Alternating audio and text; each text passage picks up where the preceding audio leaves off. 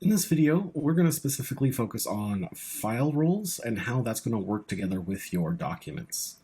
Now, this is a really handy piece of the document process.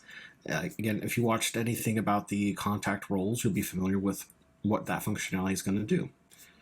Once you apply a file role to a document, you're already telling the system, especially if you have this plugged into, say, an email template, of what that document is and where it needs to go.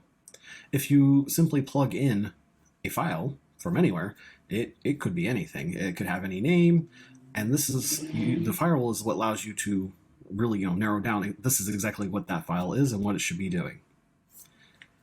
Now, to assign a file role, I already have a file uploaded. You see there's a black paperclip here versus my grayed out one here. I don't have a document in there yet. I've toggled this fully executed because it's no longer missing the document. It's been signed. Whatever. It makes sense however you set that up. But for me, I just need to assign the file role now. So the document's in there, it's all set up, it's fully executed, it's done everything I need to do. The last piece I need to do is assign this file role. So if I click on the drop down here, I'll have my different options. I can filter by one if I have a lot of different file roles, clear it out. Or if I need to add some or delete some, you can go to your filter section to do so. Just go to the file roles. Or there's just a handy little shortcut here. If you click on Manage File Roles, you get this pop-up. Basically does the same thing. You can organize these a little bit better, delete them out, or add in new file roles that you may need. For this example, I'm just going to say this is my buyer documents. Let's say this is a purchase sale agreement. So rather than just clicking on this, because I can simply do that and I'm good to go, I just want to show one other way you can do this with the document section as well by clicking on it. If I click on that name, I'll see the document that's been uploaded. It's a pretty big one. I think it's like a 50-page one. Yep. And I can download that, open it, split it, which I'll cover in a separate video. The importance of that file, deleting out, replacing it with a different file, or select the file role. And you'll see right here that the name is file placeholder. That's what I have here just for the default sort of placeholder spot.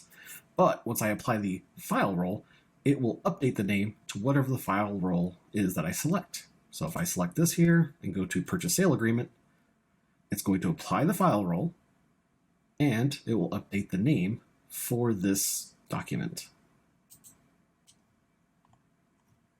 There we go. For the tags, it's optional, but if you have a certain tag that you want to put onto your documents, these are, it's a buyer document, something like that, you can do so here, or push this document to a different folder. And at the very bottom here, we'll give you an option to add any notes that you need for this document as well.